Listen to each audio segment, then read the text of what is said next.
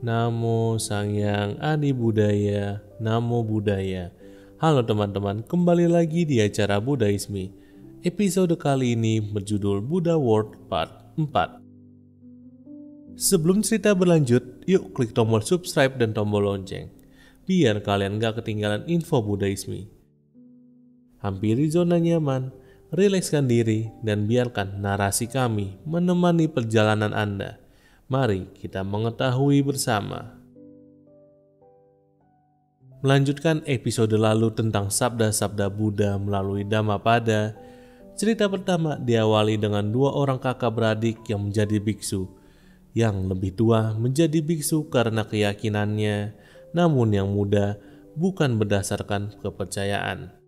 Biksu yang muda kerap memikirkan kesenangan materi, menyerah pada godaan mantan istrinya, dan meninggalkan komunitas atau sangha biksu. Biksu yang lebih tua berjuang keras dan meraih tingkat kesucian arahat atau seorang yang telah terbebas belenggu hawa nafsu dan mencapai nirwana. Bahkan godaan mantan istri biksu tua tetap tak menggoyahkannya.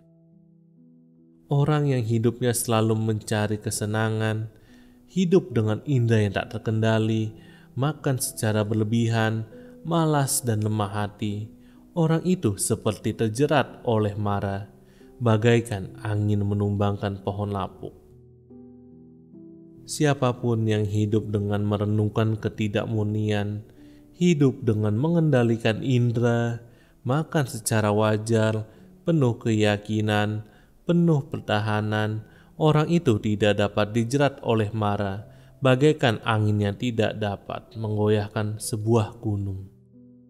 Sebagaimana tercantum dalam Dhammapada Yammaka ayat 7 dan 8. Mara yang dimaksud di sini adalah nafsu, karena dalam agama Buddha terdapat 5 jenis mara, yaitu 5 kelompok unsur. Perbuatan baik dan buruk, kematian, nafsu, dan mara dalam bentuk makhluk halus. Dua syair ini mempunyai nilai khusus bagi para biksu yang menjalani kehidupan suci. Syair pertama memperlihatkan jalan duniawi, yakni pemuasan kesenangan indera, sedangkan yang kedua adalah jalan spiritual, yaitu pengendalian indera dan pertapaan. Cerita kedua bermula dengan dalam pemungutan suara, di mana banyak orang memilih memberikan jubah yang mahal kepada Dewa Datta, bukannya kepada Sariputta yang merupakan siswa utama Buddha. Para pengikut yang saleh melihat bahwa Dewa Datta tidak pantas menggunakannya. Buddha menunjukkan bahwa kehidupannya yang lalu pun Dewata telah melaksanakan hal seperti itu dan menjelaskan siapa yang berhak menggunakan jubah penanda kesucian itu. Orang yang belum terbebas dari noda, yang tak mampu mengendalikan diri dan tidak bersikap tulus, dia tidak layak menggunakan jubah kuning. Sesungguhnya ia yang telah membuang segala noda, berkelakuan baik, memiliki pengendalian diri dan ketulusan, dialah orang yang layak mengenakan jubah kuning. Sebagaimana tertulis dalam Dhammapada Yammaka ayat 9 dan 10. Melalui dua syair ini, Buddha menyampaikan ciri luar suatu kehidupan suci tidaklah berharga tanpa kesucian di dalam. Karena pada kesempatan lain, Buddha mengatakan setiap orang suci adalah petapa atau biksu dalam arti yang sesungguhnya, tanpa memandang bentuk luarnya atau jubah penanda kesucian yang diilustrasikan dalam cerita.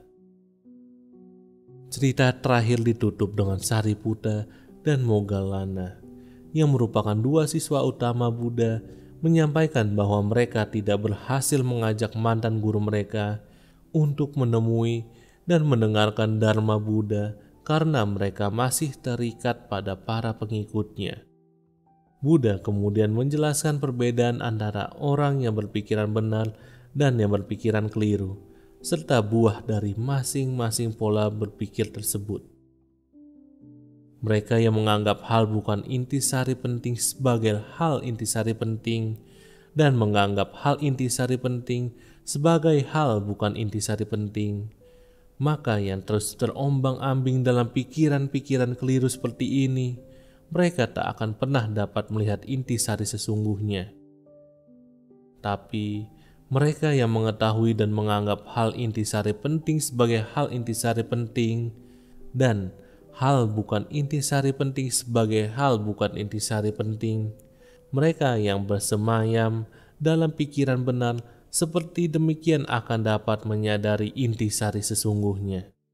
Sebagaimana terpatri dalam Dhammapada Yamakawagga ayat 11 dan 12.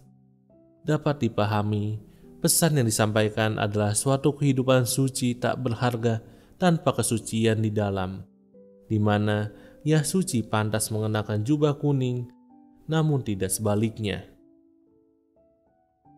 Sekian informasi yang dapat Buddha Ismi sampaikan. Budayana TV sangat menghargai teman-teman yang sudah subscribe dan menonton. Semoga informasi yang disampaikan bermanfaat. Apabila terdapat kelalaian dalam penyebutan dan penamaan, mari kita bertukar opini di kolom komentar. Jangan lupa bangga mengetahui bersama. Namo Sang Hyang Adi Budaya, Namo Buddhaya.